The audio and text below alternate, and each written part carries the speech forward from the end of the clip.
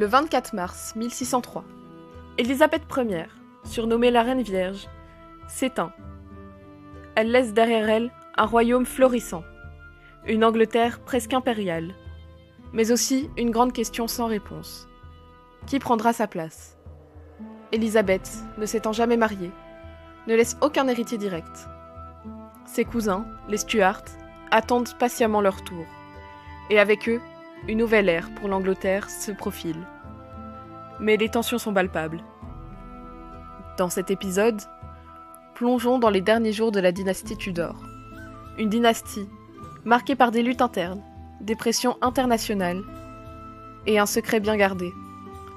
Celui d'un futur successeur pour le trône d'Angleterre.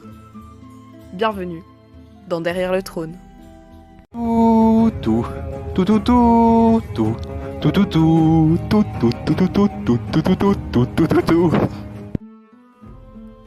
Élisabeth, âgée de 69 ans au moment de sa mort, a refusé de se marier pendant toute sa vie. Ce refus n'est pas une simple préférence personnelle, mais un choix stratégique, destiné à préserver son pouvoir et éviter les potentielles menaces venant d'un potentiel époux. Le mariage royal était après tout une alliance politique, et Élisabeth ne voulait pas de dépendance. Cependant, le poids de la succession pèse sur ses épaules. Le peuple, les conseillers, les prétendants sont impatients de connaître l'avenir de la lignée des Tudors et de celui du trône. Un jour, Sir William Cecil, l'un de ses conseillers les plus fidèles, se fait un devoir de lui rappeler cette pression. Majesté, je comprends vos raisons, mais permettez-moi de souligner que votre refus de vous marier n'a pas seulement des conséquences pour vous, mais pour le royaume tout entier. Si vous mourrez seul, qui régnera ? Comte d'Anjou, vous oubliez une chose. Je suis reine d'Angleterre, et je n'ai besoin d'aucune alliance qui puisse me faire perdre ma liberté. Le mariage avec vous serait un piège et non une promesse. La discussion s'arrête là. Sir William Cecil, tout en restant respectueux, ne peut s'empêcher de ressentir une inquiétude grandissante. La cour d'Élisabeth est pleine de manœuvres politiques et diplomatiques. Les Habsbourg et les Espagnols lorgnent sur le trône. Mais Élisabeth a rejeté tous les prétendants. Toutefois, la pression extérieure continue de croître. Lors d'une audience avec le comte d'Anjou, frère du roi de France, celui-ci tente, encore une fois, de convaincre la reine de l'accepter en tant qu'époux. Majesté, une union avec la France serait bénéfique. Nous pourrions renforcer la puissance de l'Angleterre et éclipser l'Espagne. Comte d'Anjou, vous oubliez une chose.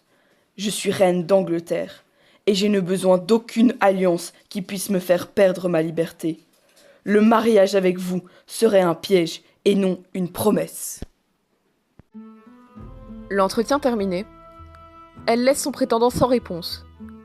Mais dans son esprit, la réalité est claire. Le mariage n'est pas un choix qu'elle prendra.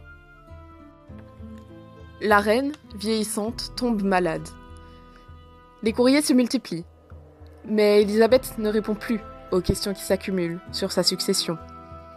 Il devient évident que son successeur sera Jacques VI d'Écosse, fils de Marie Stuart et arrière-petit-fils d'Henri VII.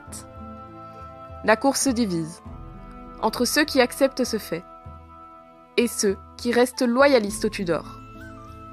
Le 12 mars 1603, l'archevêque de Canterbury, en fervent défenseur de la dynastie Tudor, se rend au chevet d'Élisabeth.